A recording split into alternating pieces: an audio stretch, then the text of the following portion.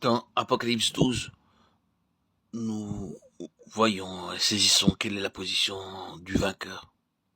Nous sommes occupés de la question du vainqueur. Et nous sommes absorbés par l'un des trois aspects du vainqueur, à savoir l'état qui est à la base de toute la question de vaincre, l'état de justice, qui est par la foi en Jésus-Christ. Si cet état est si important et entraîne tant de choses en vue du renversement de tout le royaume et du pouvoir de Satan, le grand dragon rouge d'Apocalypse 12, alors son objectif sera toujours de corrompre. Nous avons à méditer, à parler de nombreuses heures, de le vaincre par le sang ou à cause du sang, ce qui représente la vie incorruptible du Seigneur Jésus et qui est nôtre par la foi. L'ennemi cherchera donc à détruire notre relation de foi avec cette vie incorruptible dont parle le sang, et pour ce faire, il s'efforcera d'introduire une condition de corruption et par là nous frapper et avoir un terrain judiciaire et de droit devant Dieu et nous accuser.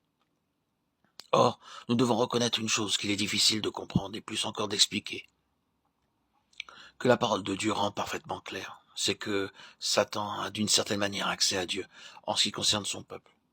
C'est là le sens de la parole d'Apocalypse 12. Et remarquez, elle a une étroite relation avec le vainqueur, qui les accuse devant notre Dieu jour et nuit. L'Ancien Testament aborde cela, comme nous le savons dans le cas de Job et aussi dans celui du souverain sacrificateur Josué où Satan est montré se tenant à droite pour être son adversaire, son accusateur.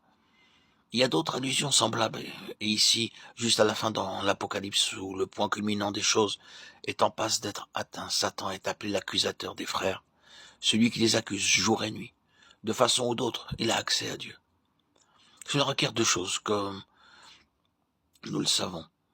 Premièrement et primitivement, cette position de foi en ce qui concerne la justice de Dieu, qui est par la foi en Jésus-Christ.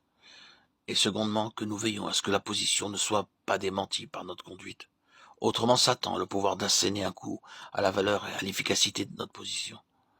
Je ne dis pas qu'il peut détruire la position elle-même, c'est-à-dire qu'il peut détruire notre acceptation en tant que justice par la foi, mais il peut détruire son efficacité. En d'autres termes, il peut détruire son témoignage. Et vous devez toujours vous souvenir que le témoignage est une chose énormément importante. Cela, bien sûr, est notre troisième aspect, celui que nous pouvons aborder dès aujourd'hui. Ainsi, nous avons premièrement un état, puis une position et puis un témoignage. Satan en veut au témoignage. Le témoignage vient de la position et la position de l'état. Or, Satan en veut en premier lieu à l'état, et donc son objectif est de corrompre. Ainsi, vous trouvez dans le cas de chacune des églises des premiers chapitres de l'Apocalypse que l'expression « à celui qui vaincra » est celle qui est prononcée en relation avec cette activité particulière de Satan, corrompre. Si vous avez quelques doutes à ce sujet, regardez, voyez pour vous-même. Tu as pourtant ceci, c'est que tu es les œuvres des Nicolaïtes, œuvres que je hais aussi, Apocalypse 2.6. Voici le désir de Satan, introduire quelque chose haï de Dieu. Son objectif est de corrompre en introduisant quelque chose que Dieu est.